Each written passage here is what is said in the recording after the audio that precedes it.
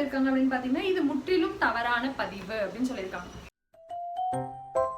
Hi guys, welcome to Mega Vlogs. இன்னைக்கு வீடியோல என்ன பார்க்க போறோம் அப்படினு பாத்தீங்கன்னா நிறைய பேர் வந்து அக்கா ஆயுஷ் கோர்ஸ் பத்தி சொல்லுங்க அப்படினு சொல்லி நிறைய பேர் கேட்டிருந்தீங்க.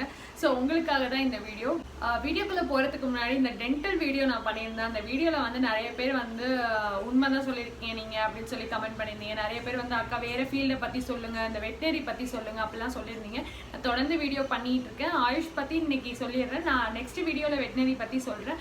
அதில் ஒரு பர்டிகுலர் பர்சனோட கமெண்ட்டை வந்து நான் இங்கே ஷேர் பண்ணுறேன். அவங்க என்ன கமெண்ட் பண்ணியிருந்தாங்க அப்படின்னு பார்த்தீங்கன்னா, இந்த மாதிரி இந்தியாவில் பல் மருத்துவ விழிப்புணர்வு குறைவு, நீங்கள் எந்த படிப்பு எடுத்தாலும் உங்களுடைய தனித்திறமை தான் உங்களை மற்றவர்களிடமிருந்து வேறுபடுத்தி காட்டும். டீம்டு யூனிவர்சிட்டி பிரைவேட் காலேஜில் ஒரு மாணவன் 1 கோடி கொடுத்து MBBS படித்து அவனால் வாழ்க்கையில் போட்ட பணத்தை திரும்ப எடுக்க முடியாது அப்படின்னு சொல்லியிருக்காங்க. ஸோ பேசிக்கலி என் வீடியோஸ் எல்லாத்தையும் நீங்கள் போய் செக் பண்ணி பார்த்தீங்கன்னா தெரியும். நான் எங்கேயுமே ப்ரைவேட் காலேஜில் படிங்கன்னு சொல்லியிருக்கவே மாட்டேன். ஏன்னா வந்து ப்ரைவேட் காலேஜில் 1 crore மேலே செலவாகும், படிக்காதீங்கன்னு தான் நான் சொல்லியிருப்பேன். பட் வந்து அதை அவங்க மென்ஷன் பண்ணியிருக்காங்க. அப்புறம் என்ன சொல்லியிருக்காங்க அப்படின்னு பார்த்தீங்கன்னா இது முற்றிலும் தவறான பதிவு அப்படின்னு சொல்லியிருக்காங்க.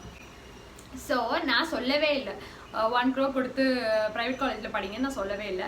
அண்ட் மோர் ஓவர் என் வீடியோலையும் நான் வந்து என்ன போட்டிருக்கேன் அப்படின்றத நான் மென்ஷன் பண்ணிட்டேன். நான் என்ன சொல்லியிருப்பேன் அப்படின்னு பார்த்தீங்கன்னா, இந்த வீடியோ வந்து BDS படிக்கிறோம் அப்படின்னு நினைக்கிற ஸ்டூடெண்ட்ஸை நான் ஏதோ டிமோட்டிவேட் பண்ணுறேன்னு நினைக்காதீங்க தயவு செஞ்சு.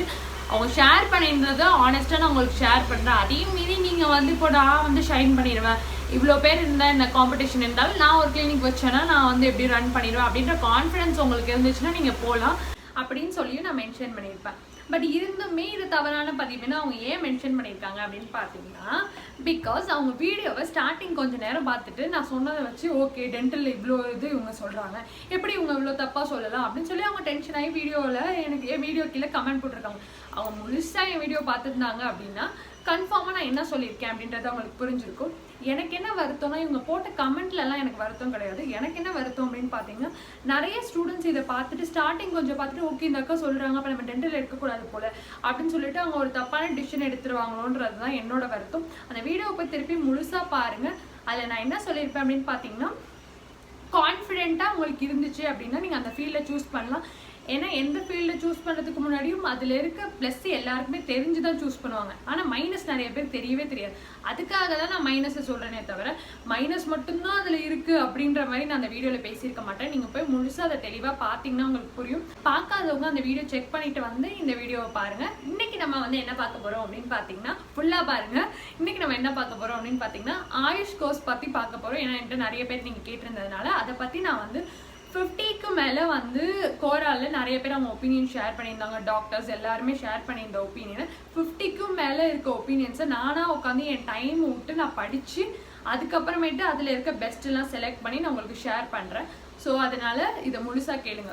நான் ஆயுஷ் கோர்ஸை வந்து MBBS கோர்ஸோட கம்பேர் பண்ணி பேச போகிறது கிடையாது. பிகாஸ் MBBS கோர்ஸுன்றது வந்து சயின்டிஃபிக் எவிடன்ஸ் பேஸ்டான ஒரு கோர்ஸ் தான் வந்து MBBS கோர்ஸ்.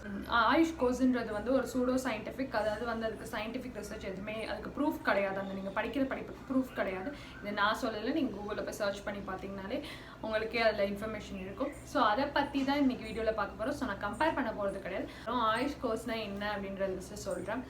ஆயுஷில் வந்து 5 டைப்ஸ் இருக்குது. அதாவது வந்து 5 அதோட அப்ரிவேஷனே என்ன அப்படின்னு பார்த்தீங்கன்னா, ஆயுர்வேதா பற்றி படிக்கிறது ஒன்று இருக்குது, அப்புறம் வந்து யோகா பற்றி படிக்கிறது இருக்குது, யுனானி பற்றி படிக்கிறது ஒன்று இருக்குது, அண்ட் சித்தா பற்றி படிக்கிறது இருக்குது, அண்ட் ஆல்சோ ஹோமியோபதி படிக்கிறத பற்றி இருக்குது. ஸோ இது எல்லாத்தையும் பற்றி படிக்கிறது தான் வந்து மொத்தமாக வந்து ஆயுஷ் கோர்ஸ் அப்படின்னு சொல்லியிருப்பாங்க. இந்த கோர்ஸ் வந்து நான் சொன்ன மாதிரி it's pseudo scientific course. But இந்த கோர்ஸ் வந்து படிக்கிறதுல உங்களுக்கு இன்ட்ரெஸ்ட் இருந்துச்சு அப்படின்னா இந்த கோர்ஸ் நீங்கள் படிக்கலாம். இதில் எது ரொம்ப பெஸ்ட்டு அப்படின்னு வந்து என்கிட்ட கேட்டிருந்ததுனால இல்லை நான் 2 பர்டிகுலரான கோர்ஸை இதுலேருந்து எடுத்து நான் சொல்கிறேன். ஹோமியோபதியும் ஆயுர்வேதிக் மெடிசனும் இது 2மே வந்து இப்போ வந்து ரொம்ப ஃபேமஸாக இருக்குது அப்படின்னு சொல்லி போட்டிருந்தாங்க. பாக்கி இருக்க கோர்ஸுமே நல்ல கோர்சஸ் தான், நான் இல்லைன்னு சொல்லலை. பட் இது 2த்தை பற்றி இந்த வீடியோவில் பர்டிகுலராக சொல்கிறேன். வந்து ஆயுர்வேதிக்கா இல்லை வந்து ஹோமியோபதி இது 2த்தில் இருக்க டிஃப்ரென்சஸ் பார்ப்போம். 2 கோர்ஸுமே வந்து 5.5 years நீங்கள் படிக்கணும். அதாவது ஒரு MBBS படிக்கிற அளவுக்கு இந்த கோர்ஸும் வந்து 5.5 years நீங்கள் படிக்கணும். இந்த கோர்ஸில் வந்து இப்போ வந்து ஆயுர்வேதிக் நீங்கள் படிக்கிறீங்க அப்படின்னா அதில் என்ன ஒரு ப்ராப்ளம் இருக்குது லைட்டாக அப்படின்னு பார்த்தீங்கன்னா, அதில் சான்ஸ்கிரிட் வந்து ஃபஸ்ட் இயரில் நீங்கள் படிக்கணுமா. சான்ஸ்கிரிட்டை படிச்சுக்கிறது வந்து கொஞ்சம் கஷ்டமாக இருக்குது ஸ்டூடெண்ட்ஸ்க்கு நிறைய பேருக்கு அப்படின்னு சொல்லி அவங்க போட்டிருந்தாங்க. ஸோ அதனால் வந்து ஆயுர்வேதிக் சூஸ் பண்ணுறீங்க அப்படின்னா அதில் சான்ஸ்கிரிட்டை நீங்கள் படிக்கிற மாதிரி இருக்கும். ஹோமியோபதியில் அந்த ப்ராப்ளம் எதுவும் இல்லை அப்படின்னு சொல்லி போட்டிருந்தாங்க. அப்புறம் வந்து ஆயுர்வேதிக் கோர்ஸ் அண்ட் ஹோமியோபதிக் கோர்ஸில் வந்து ஹோமியோபதிக் கோர்ஸ் வந்து வேர்ல்டு வைஸ் வந்து நிறைய ஸ்கோப் இருக்குது அப்படின்னு போட்டிருந்தாங்க. ஆயுர்வேதிக்கில் வந்து இந்தியா வைஸில் நிறைய ஸ்கோப் இருக்குது அப்படின்னு போட்டிருந்தாங்க. இன்னும் என்ன போட்டிருந்தாங்க அப்படின்னு பார்த்தீங்கன்னா, ஆயுர்வேதிக் படிக்கிறப்போ வந்து கவர்மெண்ட் எக்ஸாம்ஸும் நீங்கள் எழுதலாம் அந்த மாதிரி போட்டிருந்தாங்க. ஆயுர்வேதிக் படிக்கிறவங்க வந்து ஃபிசிஷியனாக ஒர்க் பண்ணலாம், ரிசர்ச் ஒர்க் பண்ணலாம், அந்த மாதிரிலாம் ஒர்க் பண்ணலாம். பட் பிஹெச்எம் அதாவது ஹோமியோபதி வந்து படிக்கிறவங்க வந்து கம்பேரிட்டிவ்லி ஃபியூவர் ஆப்பர்ச்சுனிட்டிஸ் தான் இருக்குது. Compared to ayurvedic it's fewer opportunities தான் இருக்குது அப்படின்னு சொல்லி போட்டிருந்தாங்க. அப்புறம் வந்து என்ன மென்ஷன் பண்ணியிருந்தாங்க அப்படின்னு பார்த்தீங்கன்னா, ஸோ ஓவராலாக வந்து என்ன ரொம்ப மென்ஷன் பண்ணியிருந்தாங்க அப்படின்னு பார்த்தீங்கன்னா, சீக்கிரமாக ஏர்ன் பண்ணும் அப்படின்னு நினச்சிங்கன்னா நீங்கள் வந்து ஹோமியோபதி படிக்கலாம். பட் வந்து நல்ல லாங் டேர்மில் ஏர்ன் பண்ணும் அப்படின்னு நினச்சிங்கன்னா ஆயுர்வேதிக் படிக்கலாம் அந்த மாதிரி போட்டிருந்துச்சு. ஸோ வந்து ரொம்ப ரொம்ப நிறையா பேர் எதை வந்து சொல்லியிருந்தாங்க அப்படின்றது தான் நான் சொல்ல போகிறேன். ஏன்னா நான் ஒரு 50க்கும் மேலே ஒப்பீனியன்ஸை படித்ததில்ல. எல்லோரும் என்ன சொல்லியிருந்தாங்க அப்படின்னு பார்த்தீங்கன்னா, நீங்கள் வந்து பேம்ஸ் அதாவது வந்து ஆயுர்வேதிக் மெடிசன் வந்து படிங்க அப்படின்னு சொல்லி நிறைய பேர் சொல்லியிருந்தாங்க. ஸோ அதை வந்து நிறையா பேரோட ஒப்பீனியன். நான் வந்து உங்களுக்கு என்ன சஜஸ்ட் பண்ணுவேன் அப்படின்னு பார்த்தீங்கன்னா, உங்களுக்கு எது இன்ட்ரெஸ்டாக இருக்குது அப்படின்றத நீங்கள் பார்க்கணும். அதாவது வந்து இப்போது ஆயுர்வேதிக்கும் சரி, இல்லை ஹோமியோபதியோ இல்லை வேறு எது வேணால் நீங்கள் சூஸ் பண்ணலாம். அந்த ஃபீல்டில் வந்து உங்களுக்கு இன்ட்ரெஸ்ட் இருக்கா நீங்கள் பார்க்கணும். அதுதான் மெயின் திங். அது எப்படி நீங்கள் பார்ப்பீங்க, போய் சேர்ந்ததுக்கப்புறமேட்டு எனக்கு இன்ட்ரெஸ்ட் இல்லைன்னு சொல்லிட்டு சில பேர்லாம் ட்ராப் அவுட் ஆகிட்டு வந்துடுவாங்க. அந்த மாதிரி பண்ணுறது வந்து இட்ஸ் அ ஃபூலிஷ் டிசிஷன். அது சேர்றதுக்கு முன்னாடியே இந்த புக்கை வந்து கொஞ்சம் டவுன்லோட் பண்ணி நெட்லேயே இருக்கும் அந்த ரிலேட்டடான புக்ஸு, அதை படித்து பாருங்கள். இது வந்து எது உங்களுக்கு கொஞ்சம் இன்ட்ரெஸ்டடாக இருக்குதுன்னு பாருங்கள்.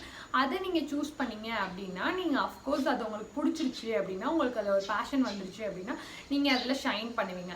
அப்படி இல்லாமல் நீங்கள் வந்து எந்த ஃபீல்டு சூஸ் பண்ணாலுமே நீங்கள் ஷைன் பண்ண முடியாது. ஸோ அதனால் வந்து ஆயுர்வேதிக் படிக்கிறதா இருந்தாலும் சரி, ஹோமியோபதி படிக்கிறதா இருந்தாலும் சரி, அதை நீங்கள் படித்து பாருங்கள். அதில் எதுவும் உங்களுக்கு இன்ட்ரெஸ்ட்டாக இருக்குது அப்படின்றத நீங்கள் சூஸ் பண்ணால் ரொம்பவே பெட்டராக இருக்கும். இன்னும் நிறைய பேர் வந்து வெட்னரி பற்றிலாம் சொல்லுங்கன்னு சொன்னாங்க. என்னோடய அப்கமிங் வீடியோஸில் நான் அதை பற்றி போடுறேன். இப்போ வந்து நான் ஒரு வீடியோ போடுறேன்னா அதுக்காக நான் நிறைய படிச்சுட்டு அதெல்லாம் தெரிஞ்சதுக்கப்புறமேட்டு தான் வந்து நான் போடுறேன். ஸோ அதனால் எனக்கு டைம் எடுக்குது வீடியோ போடுறதுக்கு. ஸோ அதனால் ப்ளீஸ் பி பேஷண்ட். அண்ட் நிறைய பேர் வந்து இந்த எம்பிபிஎஸ் வந்து அப்ராடில் படிக்கணும்னு சொல்லி என்கிட்ட அட்மிஷன் போடுறதுக்கு வந்தவங்க நிறைய பேர்கிட்ட சொல்லியிருந்தேன். இந்த மாதிரி ஆகஸ்ட் எண்டு வரைக்குமே டைம் இருக்குது அப்படின்னு சொல்லியிருந்தேன். ஒரு சில யூனிவர்சிட்டியில் இப்போ அட்மிஷன் உண்மையிலே க்ளோஸ் ஆகுது. ஏன்னா வந்து சீட்ஸை வந்து ஸ்டூடெண்ட்ஸ் நிறைய பேர் இப்போ வந்து ஃபாரினில் படிக்கிறதுக்கு வரதுனால நிறைய சீட்ஸ் வந்து க்ளோஸ் ஆகுதுன்றதுனால நீங்கள் வந்து அட்மிஷன் போடுறதா இருந்தீங்க அப்படின்னா, என்கிட்ட போடுறதா இருந்தீங்க அப்படின்னா இன்ஸ்டாகிராமில் வந்து மெசேஜ் பண்ணி சீக்கிரமே அட்மிஷன் போட்டுக்கோங்க. இல்லை வேறு யார் மூலியமாக நீங்கள் நான் போகிறதா இருந்தாலும் சீக்கிரமாக போய் பண்ணிக்கோங்க. ஏன் அப்படின்னு பார்த்தீங்கன்னா, இப்போ வந்து க்ளோஸ் ஆகிட்டு இருக்கு அட்மிஷன் எல்லாமே. இப்போ வெயிட் பண்ணிட்டு இருக்க பேரண்ட்ஸ்க்காக சொல்கிறேன். நீங்கள் அட்மிஷன் போட்டுக்கலாம். என்ன டவுட்ஸ் இருந்தாலும் கீழே கமெண்ட் பாக்ஸில் மறக்காமல் கேளுங்க. உங்களுக்கு இந்த வீடியோ பிடிச்சிருந்துச்சுன்னா மறக்காமல் லைக் பண்ணுங்கள், ஷேர் பண்ணுங்கள், கமெண்ட் பண்ணுங்கள். என் சேனலுக்கு மறக்காமல் சப்ஸ்கிரைப் பண்ணி அந்த ஆல் நோட்டிஃபிகேஷன் பட்டன் கிளிக் பண்ணி வச்சுக்கிட்டீங்க அப்படின்னா புதுசாக எந்த வீடியோஸ் போட்டாலும் அது நோட்டிஃபிகேஷன் வரும். அந்த வீடியோஸ் உங்களுக்கு யூஸ்ஃபுல்லாக இருக்கும். ஸோ தொடர்ந்து என் சேனல் சப்போர்ட் பண்ணுங்கள். தேங்க்யூ.